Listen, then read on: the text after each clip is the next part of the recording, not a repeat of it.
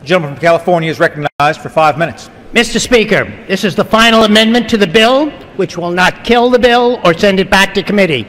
If adopted, the bill will immediately proceed to the final passage as amended. Mr. Speaker, transparency and public disclosure are critical ingredients to successful public policy, and I would dare say so, to successful democracy. The gentleman from Michigan is correct. The House is not in order. The Chair would ask all members to please take their seats. Members and staff to please take their conversations from the floor. The gentleman from California deserves to be heard. The gentleman from California. My amendment would provide just that: transparency and public disclosure of the hydraulic fracturing operations that are now prolific in so many states. Right now, our communities do not have access to reliable or complete information about fracking operations. Colleagues, our communities have a right to know. If the public has a right to know what ingredients are in their food, don't our communities have a right to know what chemicals the oil and gas industry is going to pump past their drinking water?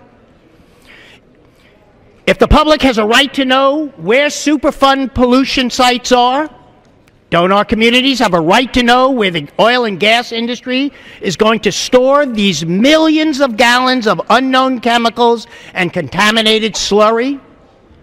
If the public has the right to know about major land use changes, don't our communities have a right to know when the oil and gas industry is going to start a fracking operation next door with its accompanying air emissions, its truck traffic, its noise, and its derricks?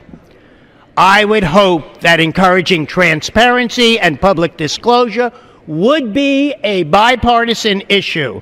I certainly hear about transparency from the majority when this chamber is talking about other federal programs. We should be consistent and make sure that people in our communities also have a right to know about fracking chemicals injected below their backyards, their schools, their farms, and their parks.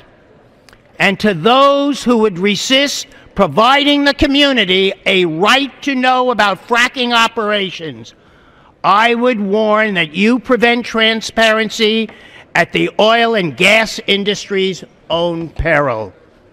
To develop our resources responsibly and to harness the benefits of the shale gas boom, we need the public's trust, and industry will not earn it if they hide the facts.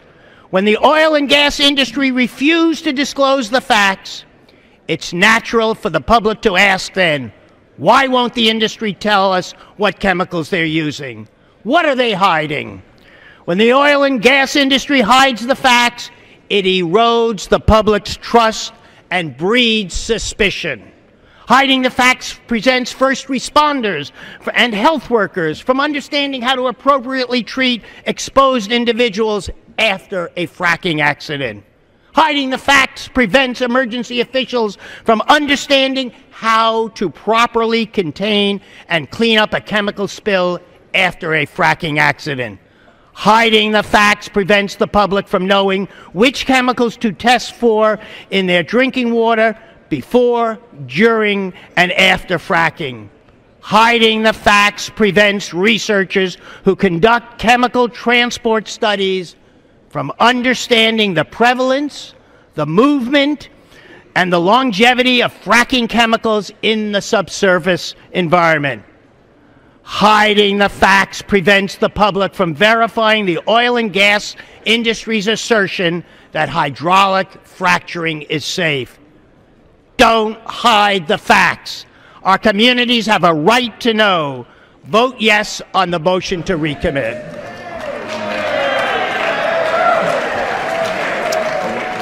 Gentleman yields.